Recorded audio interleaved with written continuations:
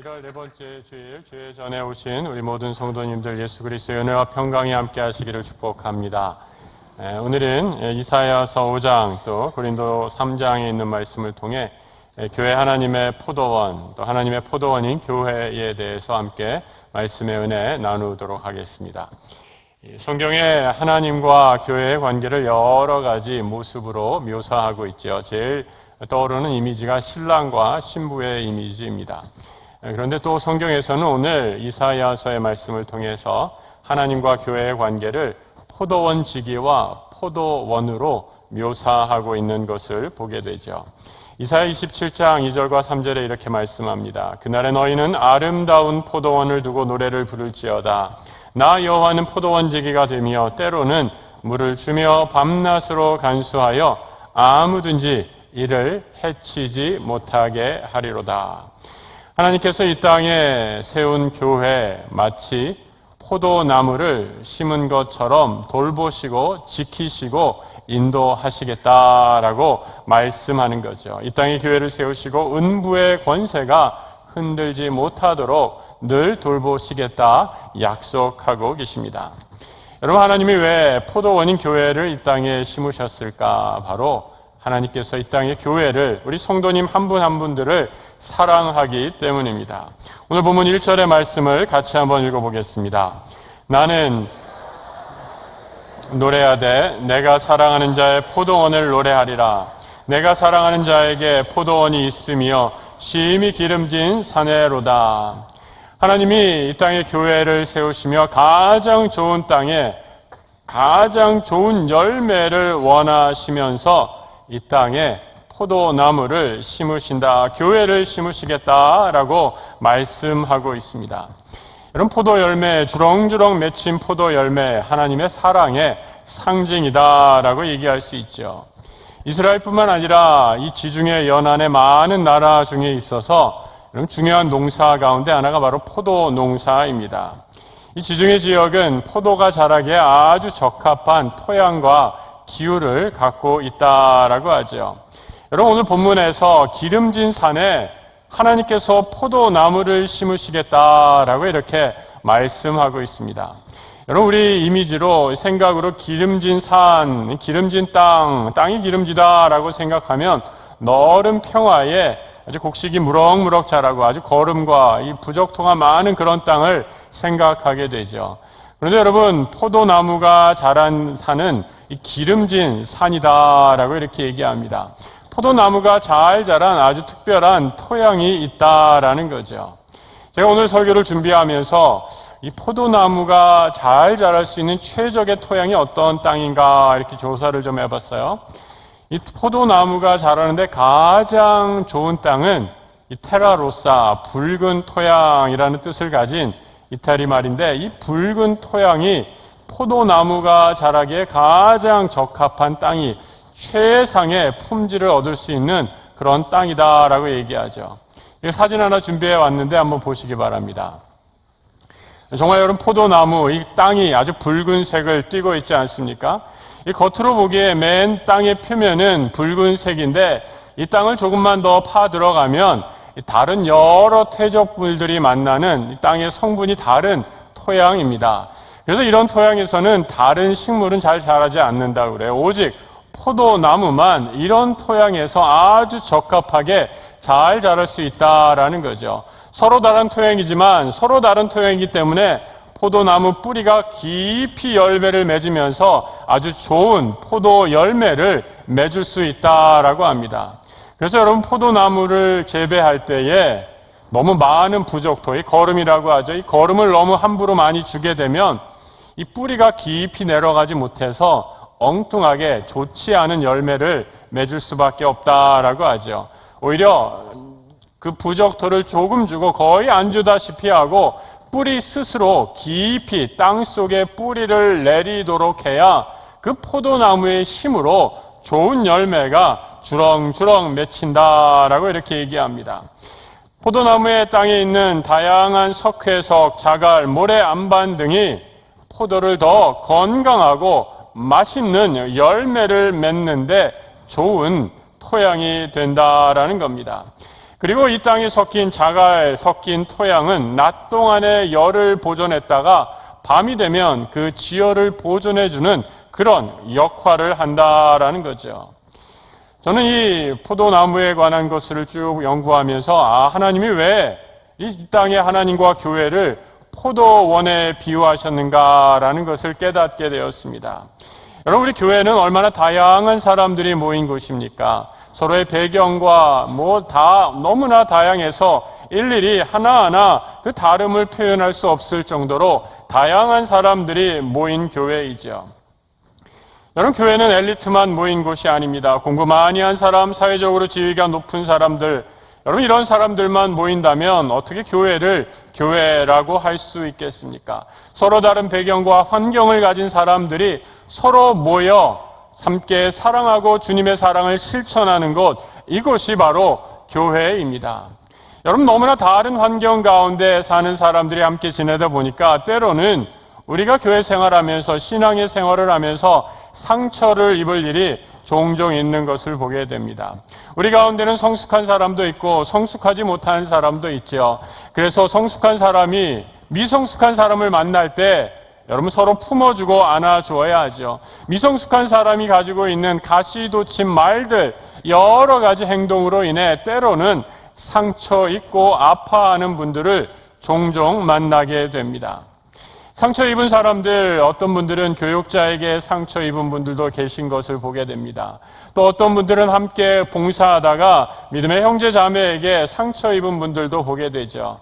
이런 상처를 입게 되면 대개 나타나는 반응들이 이제 한 걸음 물러서서 이 교회만 조용히, 이 주일 예배만 조용히 드리시겠다라고 말씀하시는 분들을 보게 됩니다. 그래서 여러분, 제가 목사로서 여러분에게 권해드리는 말씀, 여러분 그런 상처 때문에 교회에 그저 주일 예배만 한번 드리는 것으로 만족하지 마시고 새해에는 한 걸음 더 들어와 신앙생활을 하시기를 부탁드립니다. 아멘 하시는 분들이 별로 많지 않으신 것 같아요. 여러분, 우리가 교회에 한 걸음 더 들어오게 되면 말씀드린 것처럼 때로는 가시돋친 사람들, 미성숙한 사람들 통해 마음이 아프고 또 힘든 일도 겪게 될지 모르겠습니다. 그런데 여러분, 그런 일들을 통해 나를 아프게 하고 나에게 때론 상처 주는 사람들이 있다 할지라도 그런 사람들을 품고 안아주면서 우리의 신앙이 더욱더 성숙해지고 믿음의 뿌리를 깊이 내릴 수 있다라는 것입니다. 우리 가운데 있는 어려움 때문에 그저 교회를 일주일에 한 번 다니는 것으로 만족한다면 우리의 믿음의 뿌리가 깊이 내릴 수 없기 때문입니다. 우리 오늘 함께 예배드린 우리 모든 성도들, 하나님의 포도원인 교회에서 우리 믿음의 깊은 뿌리를 내리시는 우리 하나님의 풍성한 열매를 맺는 포도원 다 되시길 우리 주님의 이름으로 축복합니다. 하나님은 우리에게 가장 좋은 최고의 열매를 바라시며 정말 붉은 빛이 도는 테라로사, 그 붉은 땅에 하나님의 가장 좋은 최상품, 극상품의 포도나무를 심으십니다. 그런데 어찌된 일인지 이렇게 좋은 땅에서 나쁜 열매가 맺을 수 없는데 좋지 않은 형편없는 열매를 얻게 되었다라고 이렇게 얘기하죠. 오늘 본문 5장 2절을 함께 읽어보겠습니다. 땅을 파서 돌을 제하고 극상품 포도나무를 심었도다. 그 중에 망대를 세웠고 또 그 안에 술틀을 팠도다. 좋은 포도 맺기를 바랐더니 들포도를 맺었도다. 그럼 교회는 하나님의 형상으로 지음받은 거룩한 공동체입니다. 그래서 하나님께서 이 땅에 하나님의 사람들을 가장 좋은 곳에 하나님의 교회, 극상품 포도로 심어 놓으셨습니다.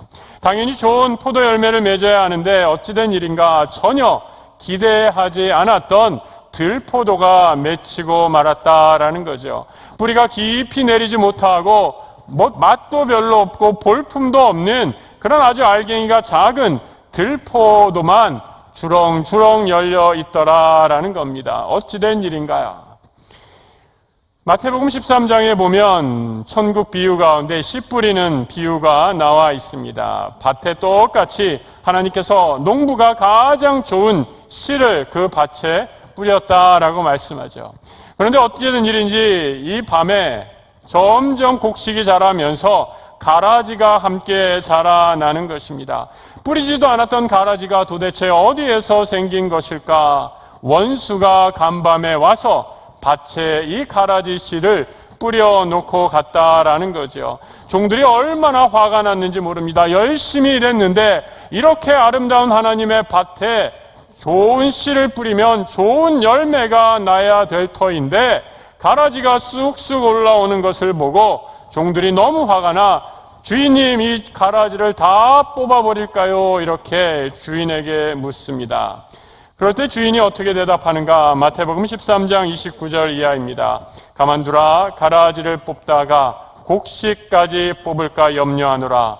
둘 다 추수 때까지 함께 자라게 두라.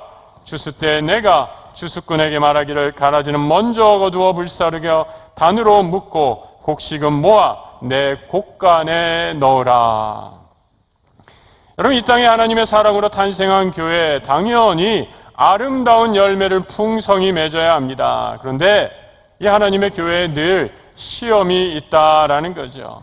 먼저 교회의 외적인 시험이 있습니다. 바로 원수 마귀가 하나님의 바친 이 포도원인 교회에 늘 이 열매를 망치려고 안간힘을 쓴다라는 거죠. 원수 마귀는 남들이 다 자는 밤에 이 가라지 씨앗을 뿌려놓고 가는 그런 방해꾼입니다. 그리고 그 좋은 열매를 얻는 것을 방해하도록 하죠. 이 일들에 대해 종들이 얼마나 화가 났겠습니까? 여러분, 열심히 일했는데 그 열매가 생각보다 적다 하면 얼마나 낙심하고 힘들겠습니까? 종들은 너무나 화가 나서 이 가라지를 뽑아버릴까요? 이렇게 얘기하지만 주인은 굉장히 침착합니다. 요즘 말로 아주 쿨한 주인의 반응을 보게 되죠. 평온하고 마치 아무 일도 없다는 듯이 이렇게 얘기하고 있죠. 가만히 두라.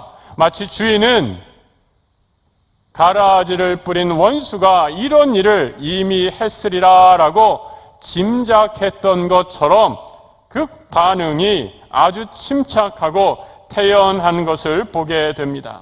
주인이 가만히 두라라는 의미는 무엇일까요? 여러분, 아무것도 안 하고 뒷짐지고 두라라는 의미가 아닙니다. 주인이 이렇게 말할 수 있는 것, 원수가 아무리 방해하고 농사를 망치려 든다 할지라도 포도원을 지키시는 하나님 아버지, 그 하나님이 지키신다는 것을 알고 있기 때문이죠. 좋은 씨는 반드시 좋은 열매를 맺을 것입니다. 하나님이 이 교회의 주인이시기 때문에 그래서 교회에 하나님의 거룩한 열매인 성도는 믿음의 길을 걸어가다가 가라지를 보고 절망하거나 낙심할 필요가 없다라는 것이죠. 원수의 모든 방해에도 불구하고 우리 하나님께서 하나님의 포도원인 이 교회를 지켜주신다 약속하시는 것입니다.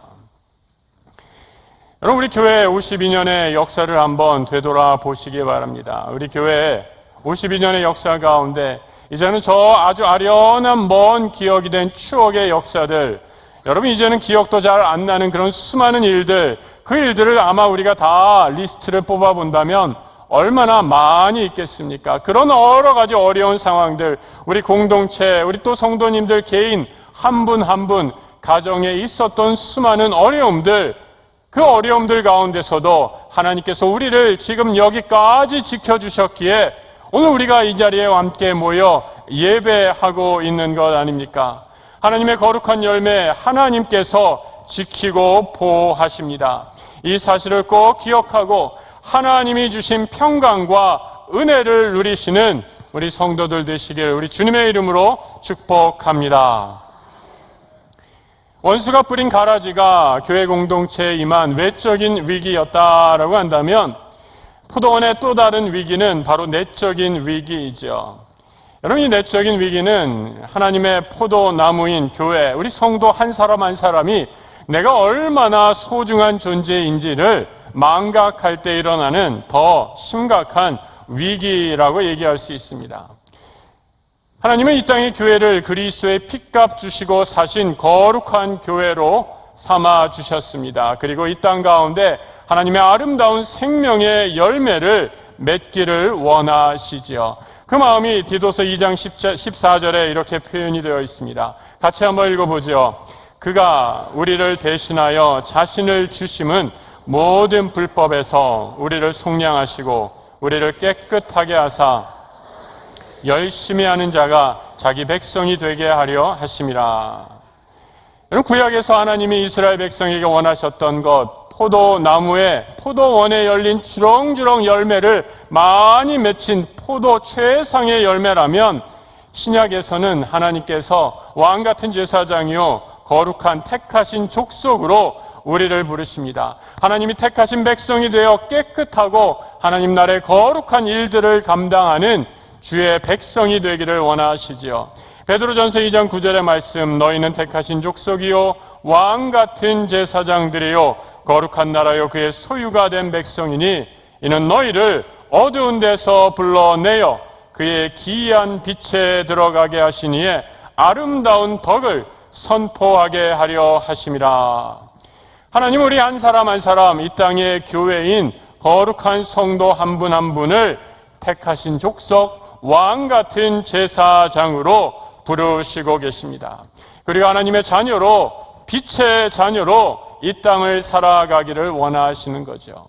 그런데 문제는 이렇게 거룩한 존재로 불러주신 하나님의 그 부르심에 내가 얼마나 소중한 존재인지, 우리 교회 공동체가 얼마나 소중한지를 잠시 잊고 망각하며 살아가고 있다라는 거죠. 여러분, 어렸을 때 다 한 번쯤은 들어보신 동화 안데르센의 미운 오리 새끼 잘 아십니까? 예쁜 귀여운 오리들 가운데 이 미운 오리 한 마리가 태어나게 되죠. 다 노란 병아리들인데 한 마리 좀 회색의 거무틱틱한 그런 오리 새끼 한 마리가 태어납니다. 형제들로부터 엄청난 구박과 미움을 받죠. 너는 왜 이렇게 못생겼냐? 너는 왜 우리와 색깔이 틀리냐라고 하면서 구박을 받게 됩니다. 형제들로부터 너무 심한 구박을 받게 되자 이 미운 오리가 무엇을 결심하죠? 가출을 결심해요. 네, 더 이상 이 집에서 살지 못하겠다고 집을 뛰쳐나가게 됩니다. 집에서 뛰쳐나온 미운 오리가 어느 마음씨 착한 할머니 집에 거하게 되죠. 이 할머니가 이 오리를 잘 살펴줍니다. 그런데 이 할머니 집에는요, 먼저 왔던 고양이와 닭 한 마리가 있었어요.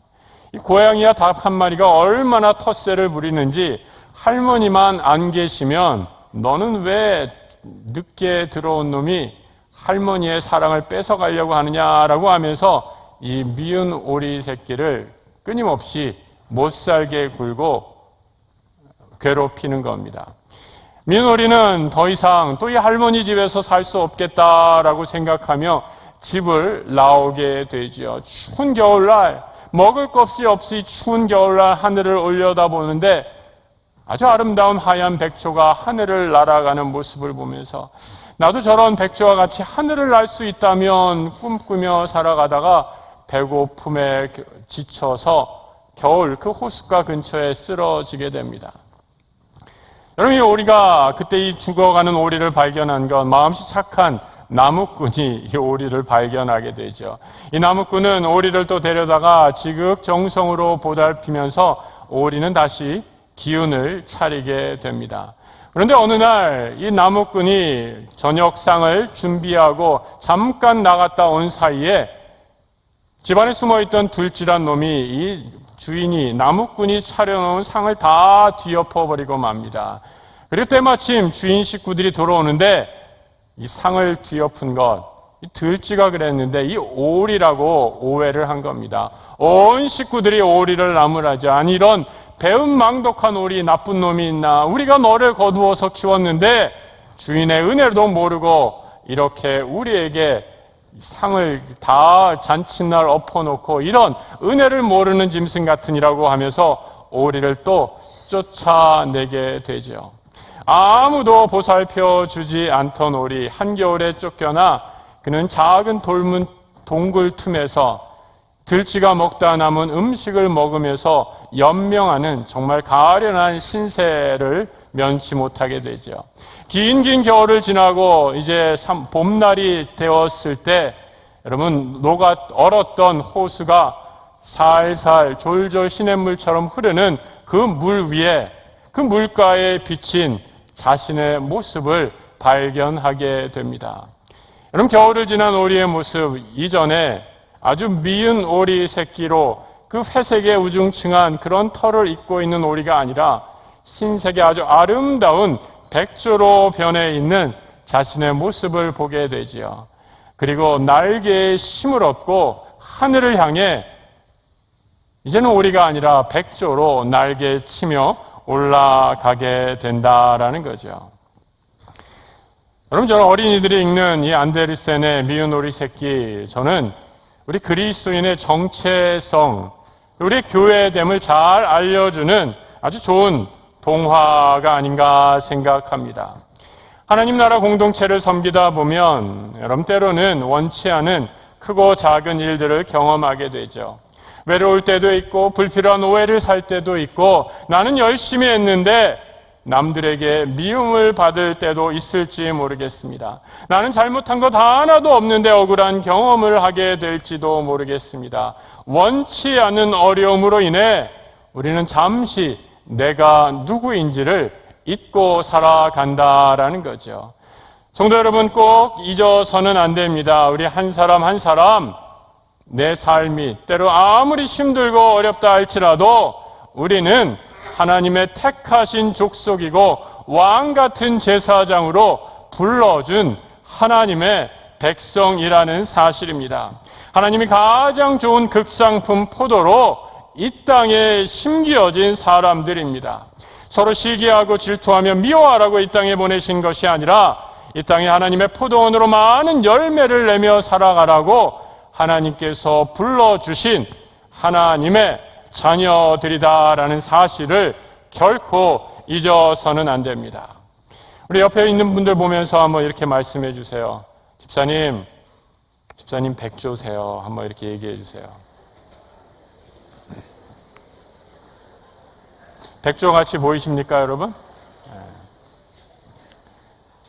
여러분, 우리가 얼마나 존귀한 존재인지 나를 아는 그런 나의 참 모습을 제대로 아는 데서 교회의 건강함이 시작이 됩니다. 구약에서 이스라엘 백성은 이 하나님의 놀라운 사랑에 제대로 응답하지 못했습니다. 늘 말씀을 거역했지요. 하나님의 생명의 말씀을 떠나 포도원지기이신 하나님의 사랑을 거부했습니다. 자기 마음대로 내 멋대로 내 마음대로 내가 맺고 싶은 열매를 맺겠다라고 하나님의 말씀에 순종하지 않았죠. 이러한 이스라엘의 계속되는 불순종, 하나님께서 그 사랑을 거두어 버리십니다. 오늘 읽지는 않았지만 이사야 5장 6절에 이렇게 말씀하고 있어요. 내가 그것을 황폐하게 하리니 다시는 가지를 자름이나 북을 돋우지 못하여 찔레와 가시가 날 것이며 내가 또 구름에게 명하여 그 위에 비를 내리지 못하게 하리라. 하나님 포도원지기 그 말씀에 순종하지 않는 포도나무, 그리고 늘 들포도 열매만 맺는, 열매 맺지 못하는 그런 포도나무였던 이스라엘을 향해 하나님 이제 더 이상 돌보시지 않겠다 말씀하죠. 하늘로부터 내리는 비를 거두어 드리시겠다라고 말씀합니다. 포도나무는 수시로 가꾸고 잘라주고 다듬어 주어야 합니다. 늘 사랑하고 교제해야 하는데 이 하나님의 사랑과 교제를 스스로 거부한 이스라엘을 향해 포도원지기신 하나님께서 이제 나도 너희에 대한 사랑을 거두시겠다라고 말씀하고 있는 거죠. 여러분, 최고의 극상품 포도나무를 심었지만 끊임없이 하나님의 사랑을 거부하는 이스라엘을 향해, 하지만 하나님은 그대로 이 포도나무를, 이스라엘을 버려두지 않으십니다. 우리를 위해, 아니 온 인류를 통해 하나님은 더 놀라운 사랑이신 하나님의 아들 예수 그리스도를 이 땅에 보내주십니다. 하나님은 아들 예수 그리스도를 내어주셔서 이제 우리에게 참 생명을 주시지요. 그리고 이제 하나님은 포도원 지기가 아니라 스스로 포도나무가 되십니다. 요한복음 15장 5절의 말씀 같이 한번 읽어보죠. 나는 포도나무요 너희는 가지라. 그가 내 안에 내가 그 안에 거하면 사람이 열매를 많이 맺나니 나를 떠나서는 너희가 아무것도 할 수 없음이라. 구약에서 하나님은 포도원 지기 역할만 하셨어요. 포도원 지기로 수시로 포도나무를 관리하고 사랑하고 돌보셨건만 이 포도나무, 고집센 포도나무, 불순종한 포도나무는 하나님 앞에 합당한 열매를 맺지 않았습니다. 그래서 하나님이 더 큰 사랑으로 택하신 방법, 스스로 인간의 몸을 입고 이 땅에 오셔서 예수 그리스도께서 바로 우리를 위한 생명의 포도나무가 되신 것입니다. 포도나무이신 예수 그리스도, 그 분을 바라보며 우리가 할 수 있는 최선의 것, 바로 가지인 우리는 포도나무인 생명의 근원 되신 예수 그리스도, 그 포도나무에 붙어 있기만 하면 되지요. 열매를 맺어야 할 가지에게 가장 중요한 일은 내 방식대로, 내 마음대로 살아가는 것이 아니라 나무에 꼭 붙어 있는 것입니다. 다른 살 길은 없는 것이죠. 우리가 포도나무이신 예수 그리스도에게 붙어 있을 때 우리 안에 참된 생명의 능력이 일어나게 됩니다.